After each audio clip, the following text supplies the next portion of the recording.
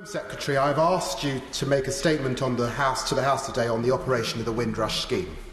Your department's treatment of the Windrush generation has been nothing less than a national scandal. Yeah. In November, we learned that at least 164 Windrush citizens were wrongly removed, detained or stopped at the border by our own government.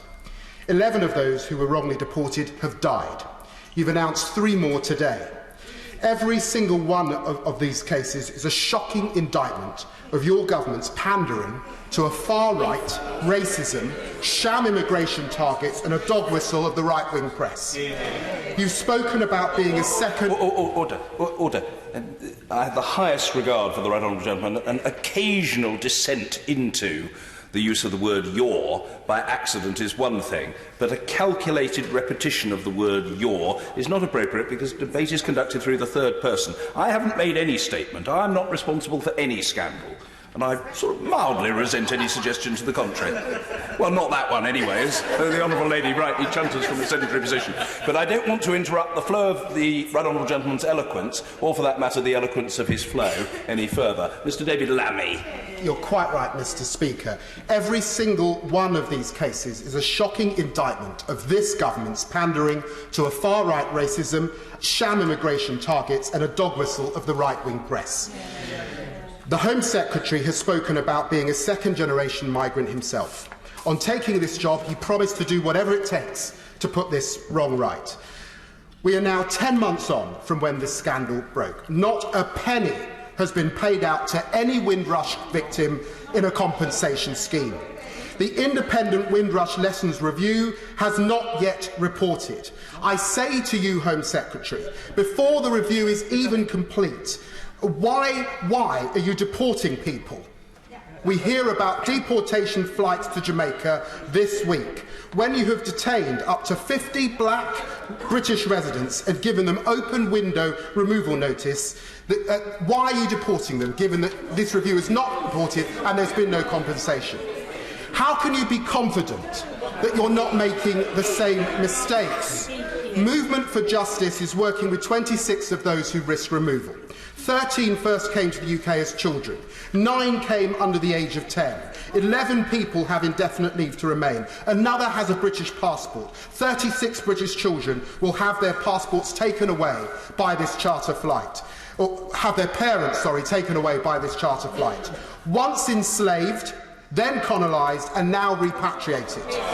Why do you say that these children should live without their parents? Why do you say that the families of black British people who have been killed by your department's incompetence, that this is acceptable? That is what happens.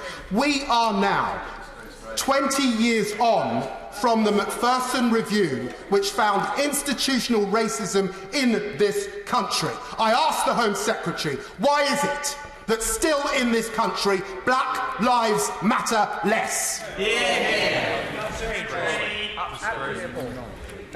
Mr. Speaker, first of all, let me thank the honourable gentleman just to at least he's raised this important issue of Windrush, and it's good at any time when we can update the House in many different ways.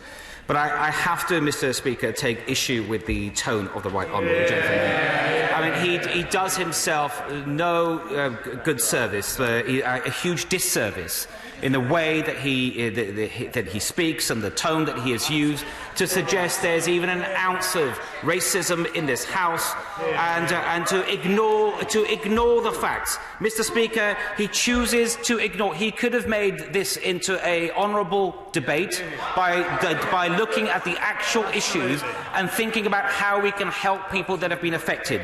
He chooses to ignore that the Windrush, members of the Windrush generation that have been affected in a wrong way, as I have recognised, as many ministers have recognised in this black box, it began under previous governments, continued under successive governments, including the government that he was part of, when he voted himself time and time again for compliant environment restrictions. He supported those restrictions on a number of occasions, and now he chooses to speak out about some of the inadvertent effects of that. He also brought up the issue, people, as I said, and I have said before in this House, sadly some people that were wronged are deceased. But he should know that a number of those people died under a Labour government with deportations that took place under a Labour government, and he shows no apology for that.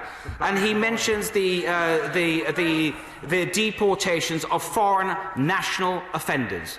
This government, I think the information he referred to, if I've understood him correctly, is about a charter flight to Jamaica of foreign national offenders only. Every single one of them convicted of a serious crime, and under the 2007 Act, which he supported,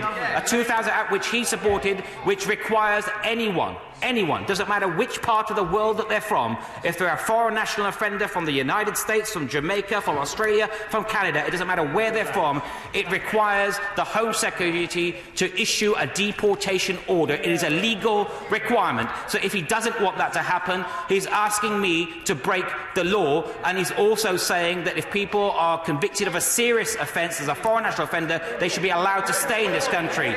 And so he's either changed his mind or he doesn't know what he's talking about. And then lastly, he brings up the compensation scheme. He's right to raise the compensation scheme because we are absolutely committed to making sure that those who wrong receive proper compensation. That is why I appointed independent persons, Martin Ford QC, who has done an enormous amount of good work on this. He asked for an extension of the compensation scheme so he could speak to even more people that were affected, and I brought that to the House and I accepted that extension, and now we are working through the work that he and his team have done to come forward with a well thought through compensation scheme that is generous and supports members of that generation. And in the meantime, we have put in place the vulnerable person scheme that I referred to earlier, and an exceptional payment scheme which has started making payments.